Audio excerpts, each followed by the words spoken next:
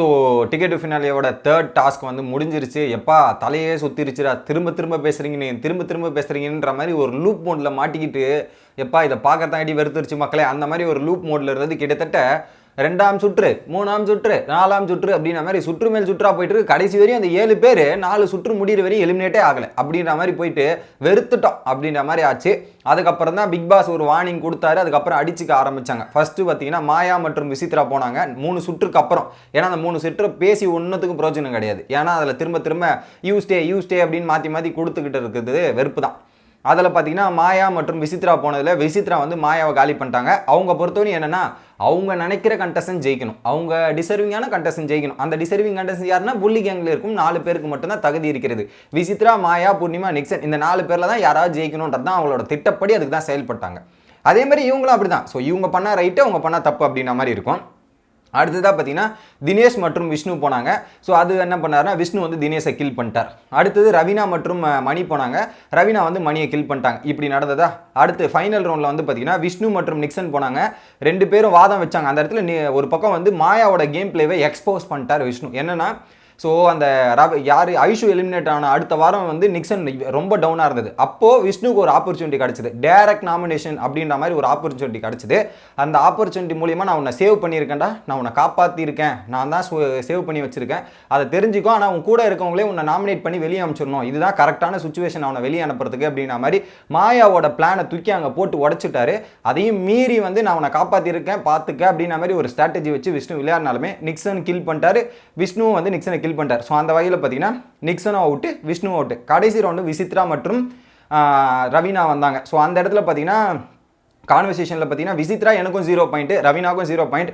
இவங்க 2 பேர் ஆர்குமெண்ட்டில் போய் பார்த்தீங்கன்னா ஒரு பக்கம் விசித்ரா வின் பண்ணிட்டாங்க, ரவீனா தோத்துறாங்க. ஸோ இந்த டாஸ்கோட மொத்த முடிவில் பார்த்தீங்கன்னா விசித்ராக்கு 3 பாயிண்ட்டு, அடுத்தது பார்த்தீங்கன்னா ரவீனாக்கு 2 பாயிண்ட்டு, 3வது பாயிண்ட் யாருக்கு போகும்னு பார்த்தீங்கன்னா நம்ம விஷ்ணு 2 பேரை கில் பண்ணியிருக்கிறதால விஷ்ணுக்கு ஒரு பாயிண்ட் போடுது. இப்போதைக்கு டிக்கெட் டு ஃபினாலில் லீடிங் இருக்கிறது Nixon 4 point, Vishnu 4 point, Maya 3 point, Vichitra 3 point, Raveena 2 point, அதுக்கப்புறம் பார்த்தீங்கன்னா பூர்ணிமா 2 பாயிண்ட், தினேஷ் 1 பாயிண்ட். ஓகேங்களா, இதுதான் தற்போதைய நிலை. ஸோ அதுக்கேற்ற மாதிரி பார்த்தீங்கன்னா இந்த ஒரு ட்விஸ்ட்டை எதிர்பார்க்கல.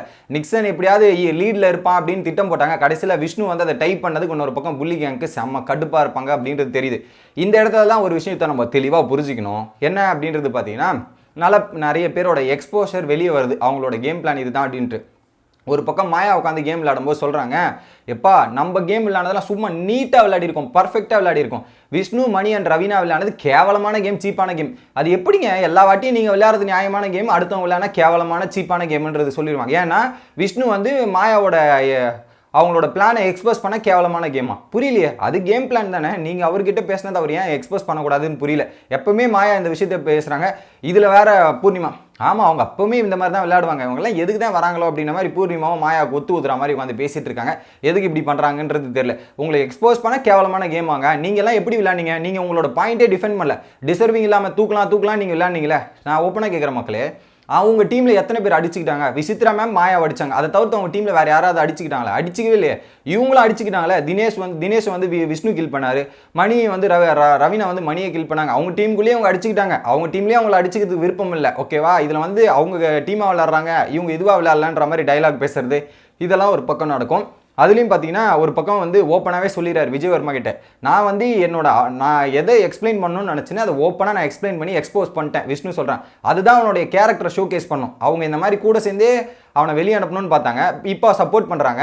நான் உண்மையை சொன்னதுக்கப்புறம் அவனோட கேரக்டர் ப்ரூவ் பண்ணமா இல்லையா? இதுதான் நிக்சனோட கேரக்டர், நிக்சனோட வெளிப்பாடு இதுதான். நான் எக்ஸ்போஸ் பண்ணிட்டேன், அது மக்களுக்கு தெரியும். எனக்கு இந்த இது ஜெயிக்காது 2வது பட்சம், பட் மக்களுக்கு நான் ப்ரூவ் பண்ணிட்டேன் அப்படின்ற மாதிரி விஷ்ணு ஒரு பக்கம் சொல்கிறாரு.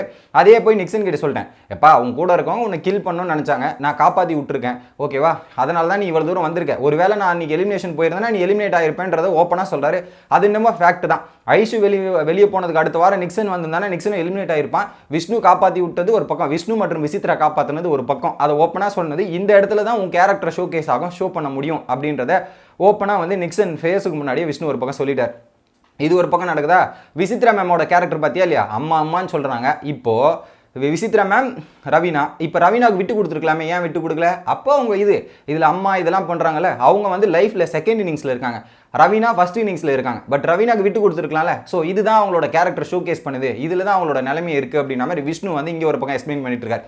இன்னொரு பக்கம் மணிச்சந்திரா ரவீனா கிட்ட போயிட்டு எப்படி விஷ்ணுவை மாட்ட வச்சோம் பார்த்தியா, விஷ்ணு கிட்ட ஒரு கேள்வி கேட்டோம் பார்த்தியா, விஷ்ணு என்ன சொன்னா, பின்னாடி யாரை பற்றி பேசினது இல்லைன்னா என்னையும் ரவீனாவை பற்றி நீ பின்னாடி பேசியிருக்கியா அப்படின்னு கேட்கும்போது பேசவே இல்லைன்னு சொல்லியிருக்கான். அப்போ ஆடியன்ஸ் பார்த்துட்டு இருப்பாங்க, யார் உண்மை பேசியிருக்காங்க யார் போய் பேசியிருக்காங்கன்றது ஆடியன்ஸ் முதற்கொண்டு தெரிஞ்சிருக்கும் அப்படின்ற மாதிரி இந்த டிஸ்கஷன் அங்கேயும் எங்கேயும் போயிட்டு இருக்கு. பட் எனிவே இப்போதைக்கு லீடர் போர்டில் இருக்கிறது நிக்சன் ஆர் விஷ்ணு அப்படின்றது தான். இன்னொரு பக்கம் வந்து இவங்க விளையாட நியாயமான கேம், மற்றவங்க விளையாட கேவலமான கேம்ன்ற மாதிரி காசிப் பேச்சுகள் போய்கொண்டு இருக்கிறது.